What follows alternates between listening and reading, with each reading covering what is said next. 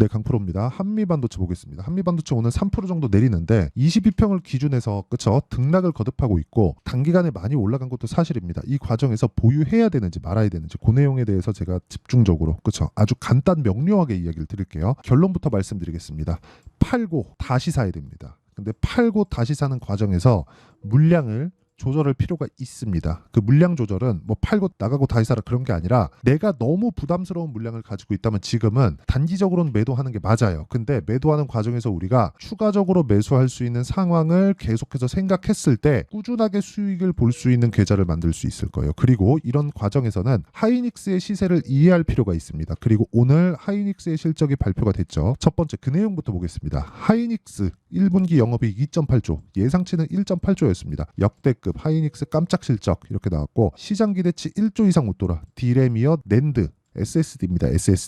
SSD까지 흑자 전환했다. 근데 이거는 삼성에서 만들어준 거예요. 삼성에서 감산을 확 하면서 그쵸? 감산하고 물량을 안 내보내면서 가격을 인위적으로 올렸습니다. 근데 이런 쪽은 계속해서 적자를 보고 있었던 낸드 쪽에 대한 부분이 있었기 때문에 너무 당연했었다는 거죠. 그러면 이걸 가지고 우리가 어떻게 해석을 해야 되냐? 간단합니다. 원래 AI 반도체 수요가 없었잖아요. 그러면 올해 들어서 그쵸? 작년 한 중반, 후반 이 정도 이후에 반도체 종목군들의 가격대가 반등하기 시작했어야 되는데 작년 초부터 반등했죠. 그리고 지금 1년째 강세 중에 있습니다. 왜요? AI 반도체 때문에 그래요. 그러면 지금 실적이 전환되고 있는 여기 D램, 낸드 그쵸? 이런 쪽에 대한 부분은 아직 가격 적용이 안 되어 있다는 겁니다. 이 밑에 보면 투자계획 확대 전망, 청주, M15X HBM 생산 기지로 바꾸겠다. 자, 원래 이거는 2022년 말에 나온 거예요.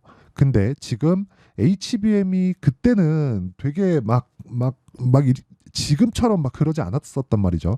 챗GPT가 작년 초, 23년 초에 나왔기 때문에 그게 부각되면서 AI에 대한 투자가 굉장히 크게 나오기 시작했고 AI가 나오기 전까지는 HBM까지는 필요가 없어서 이쪽 그 청주에 지금 새로 짓고 있는 M15X HBM 공장이 아니라 원래 기본 확대시킬 수 있는 생산 능력을 확대시킬 수 있는 작업이었는데 이걸 HBM 생산 기지로 바꾸겠다. 즉 지금 HBM 수요는 계속해서 딸리고 있다. 근데 이런 과정에서 한미 반도체가 지금 진행하고 있는 그쵸 TC 본딩 장비 이거는 그쵸 따라올 수 없는 기술을 가지고 있다 이게 아니라요. ASML처럼 갈 수 있는 상황인 게 D램 그쵸 메모리 반도체 산업 자체가 엔비디아 같은 경우에는요 자금을 막대하게 투자해서 하잖아요. 그러면 사람 데리고 와서 할 수 있는 일이에요. 여긴 설계 기업이기 때문에 그렇습니다. 근데 메모리 쪽은 지금 주목받고 있는 HBM이나 이쪽은 생산 능력 자체를 갖춰놔야 됩니다. 그렇죠? 주문 생산 방식이 아닌 거예요. 그러니까 TSMC 같은 곳을 통해서 그쵸? TSMC 같은 곳을 통해서 내가 이걸 만들어내고 그쵸? 설계해서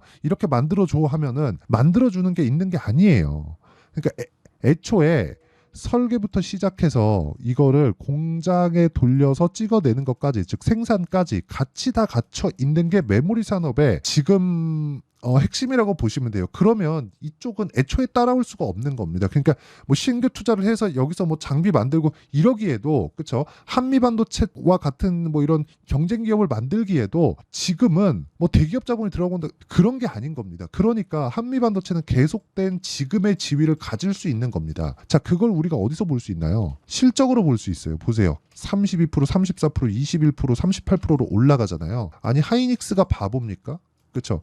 30%씩 마진을 주게? 그렇잖아요. 금액이 얼마 안 돼서 그런 거 아닌가요? 이렇게 볼 수도 있죠. 하이닉스에서 봤을 때는 한미반도체의 이익 규모 자체가 그렇게 크지 않으니까 무시하고 안 그렇겠죠. 누구나 그렇죠. 30%씩 마진 보내 얘네 미쳤네. 이렇게 보지 않을 거란 말입니다. 그래서 제가 이야기를 드리는 거예요. 자, 지금 조정을 받고 있는 건 단기간에 많이 올랐기 때문이다. 그래서 우리가 팔고 다시 사야 되는 상황을 만들어야 되지만 혹시라도 내가 고가에 물려 있다면 그렇죠. 여기서 지금 오늘까지 하면 10% 정도의 손실 구간이 잡힐 겁니다. 여기서 한 30% 정도의 물량만 드러내더라도 우리가 여기서 등락하는 구간에서 마음 졸이지 않고 다음 타점을 노릴 수 있다는 거예요. 왜? 하이닉스의 시세가 아직 안 끝났기 때문에 지금 실적이 나온 건 낸드에 대한 전환점 이런 부분이 명확하게 여기 다 나와 있잖아요. 그렇죠. 물론 이게 기사인데 이거 실제 제가 보고서를 뜯어가지고 본다고 한들 내용 자체가 그렇죠. 복잡하고 어렵기 때문에 정리된 내용을 보여드리는 겁니다. 그렇죠. D램이요 낸드도 흑전. D램엔 뭐가 포함되어 있어요? HBM. 그러니까 낸드도 좋아지고 있다는 겁니다. 그러면 반도체에 대한 시세 즉 실적에 대한 부분, 경기에 대한 부분은 턴어라운드가 됐다. 이런 과정에서 한미반도체를 봤을 때 HBM으로 인해서 상당 부분 많이 올라온 것은 맞지만 추가적으로 기존의 수요가 돌아왔을 때 실적이 추가적인 상승폭을 더 크게 키울 수 있고 이런 부분에 대한 시작점이라고는 볼 수 없죠. 많이 올랐으니까. 그렇죠. 변동성이 커지는 구간에서 수익 돈은 벌 수 있다는 거예요. 그러려면 우리가 타점에 대한 이해가 필요하다. 즉 하이닉스가 빠지는 건 먼저 올랐기 때문에 빠지는 거고 이런 구간에 대해서 실적이 잘 나왔다고 하는데 주가 빠지네. 팔아야 되나? 소문에 사서 뉴스에 파는 게 맞나? 이렇게 생각할 필요가 없다는 겁니다. 결과적으로 그래요. 지금은 반도체를 아직까지는 사야 될 때다. 하지만 선별해서 사야 될 때다. 근데 그 선별하는 기준이 되는 게 어떤 걸 하고 있어요가 아니라 가격이라는 겁니다. 올라가고 있는 종목, 가장 강했었던 종목, 그런 종목군들을 노릴 수 있어야 돼요. 왜? 주식은 가격을 먼저 반영하니까 실적이 좋아지는 부분을 가격이 반영하면서 올라치는 거니까. 그렇죠? 그래서 이런 실적에 대한 부분, 그렇죠? 실적에 대한 부분을 가지고 뭐 이 주식이 싸네 비싸네 이런 걸로, 그렇죠? 뭐 탁상 행정하듯이 이렇게 하는 게 아니라 우리는 가격 보고 실전에 뛰어든다. 그렇죠? 그랬을 때 타점에 대한 이해가 반드시 필요하다. 타점이 정말 중요하다는 거예요. 그래서 타점에 대한 이해가 됐을 때 이 정도의 매매가 가능합니다. 오늘 같은 경우에도 보세요. 시장가 매수 DIT, YC 이런 식으로 매매 진행이 됐죠. 원래 제가 이쪽에다 공유를 해드리고 제가 실제 매매를 하는데 제가 오늘 아침에는 사정상 그렇죠. 매매에 참여하지는 못했습니다. 근데 제가 계속해서 매매를 이어오고 있는 그런 상황이기 때문에 이런 부분을 토대로 제가 이야기를 드리면 명확하게 구분이 지어져요. HLB 같은 경우를 봐도 제가 올라가는 구간에서 계속해서 매매를 하죠. 그렇죠. 왜 이런지 제가 이야기를 드리도록 하고요. 뭐 DIT나 그런 종목 보면 제가 애초에 매매를 하고 있었던 종목입니다. 그렇죠. 매수 이어진 결과 오늘 추가적으로 한 7% 정도 그리고 장중에 16%까지 시세가 나오는 그런 상황이 발생했다. 이렇게 반도체 쪽 지금 상황이요. 나쁘다는 게 아니에요. 하이닉스 때문에 뭐 한미반도체 나쁘다 막 같이 내린다 이런 상황이라는 게 아니라 한미반도체가 지금 떨어지더라도 완만하게 떨어질 수밖에 없는 그런 상황이기 때문에 그냥 보유하고 있으면 스트레스 받으니까 우리가 한미반도체의 일부 물량을 덜어내고 하이닉스가 아직 시세를 유지하고 있는 이유 즉 앞으로 추가적으로 반도체 시세가 좋아질 만한 내용들 그렇죠. 왜? 기존의 수요가 돌아오니까 이런 부분을 참고해서 그렇죠. DIT 같은 반도체 관련주들을 지속적으로 우리가 돌릴 수 있어야 된다. 그런 부분을 제가 소통방에서 10억 만들기 프로젝트를 통해서 제가 계속해서 공유를 해드리고 있는 겁니다. YC 같은 경우에도 그래요. 보세요. 팔고 오늘 제가 매수를 했어야 되는 건데 못했습니다. 그러니까 1% 수익, 20% 수익을 보고 오늘 추가적으로 매수를 했어야 되는 건데 제가 못했어요. 여기 원래 비가 찍혀야 되거든요. 근데 사정상 못했습니다. 아침에 제가 좀 그런 사정이 있었습니다.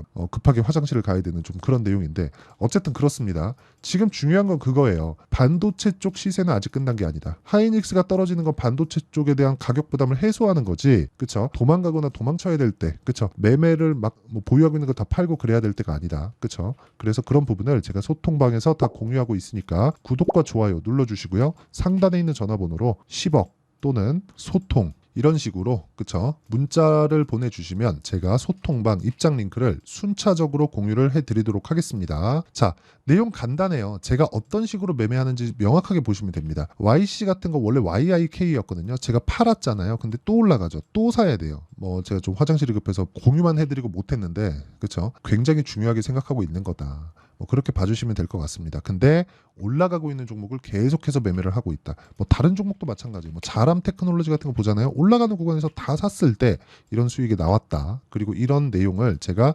소통방에서 다 공유를 합니다. 그래서 매매하는 과정에서 내가 너무 어렵게 진행하고 있다 이렇게 보시면 와서 배우시고요. 구독과 좋아요 눌러주시고 상단에 있는 전화번호로 구독 또는 뭐 10억 소통 이런 식으로 문자 보내주시면 제가 구독자 인증해드리고요. 소통방 입장 링크를 순차적으로 공유를 해드리도록 하겠습니다. 자 그러면 기본적으로 제가 반도체를 왜 해야 되는지 아직까지 시세가 끝나지 않은 이유 명확하게 말씀드렸죠. 기존 수요가 있기 때문에 기존 수요가 돌아오고 있다. 그런 부분을 이번 실적을 통해서 확실하게 확인을 했고요. 그랬기 때문에 우리는 타점을 잡고 가격 보유 기간을 대폭 줄여서 매매를 지속적으로 이어나가야 된다. 그게 중요합니다. 그래서 가장 중요한 가격과 단기 보유 전략 그리고 지금 반도체 쪽의 시세가 약간 불안한 요인들이 조금씩 발생하고 있기 때문에 그런 부분을 토대로 우리가 적절한 구간에 매매할 수 있는 제가 한미반도체의 실시간 타점을 제가 문자로 공유를 해드리도록 할 테니까 구독과 좋아요, 그쵸? 구독과 좋아요 눌러주시고 상단에 있는 전화번호로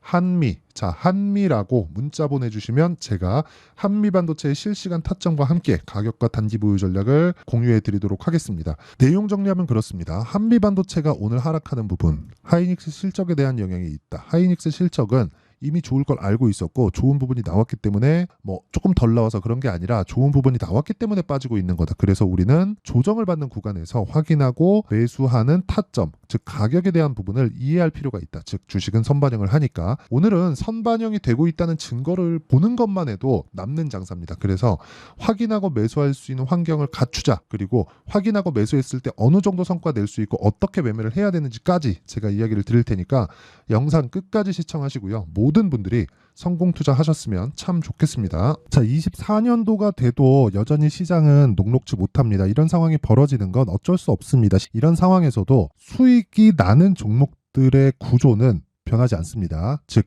대시세 종목에 대한 구조는 변하지 않는다는 거고, 실제 제가 소통방에서 지속적으로 이야기를 드리고 있는 내용도 대시세 종목이나 시장 주도주를 공략하는 건 철저하게 가격 분석을 하라고 이야기를 드리고, 가격 분석 이후에는 이슈에 대한 파악, 그리고 이슈를 파악하고 나서는 다시 내가 얼마에 매수할지 그 타점에 대한 부분을 지속적으로 언급을 하고 있습니다. 자, 근데 생각해 보세요. 1월 달에 시장이 굉장히 어려웠습니다. 어려운 상황에서의 어떤 종목들이 강했냐 보면 반도체와 그리고 바이오입니다. 자, 실제 여기 보면요. HLB에 제가 실제 매매한 내용을 띄워놓고 보여드리고 있는데 1월 22일부터 매매를 시작해서 4일 동안 31%의 수익 마감이 됐고요. 그리고 여전히 신고가 종목입니다. 자, 그리고 그 다음 어보브 반도체, 이름을 보시다시피 반도체 종목이죠. 그리고 AI 반도체는 지속적으로 강세를 보이고 있습니다. 이 종목도 신고가를 먼저 달성한 이후에 제가 21%의 단기간에 21%의 큰 수익을 내고 마감이 됐습니다. 다시 재공략을 준비하고 있고, 이런 부분은 소통방에서 다 공유를 해드립니다. 자, 그리고 그 다음 코세스. 자, 코세스 같은 종목도 당연히 그쵸, 신고가 종목이고요. 그리고 반도체 종목입니다. 이 종목도 영업일 기준에서 이틀 동안 대략 한 15%의 수익 마감이 됐습니다.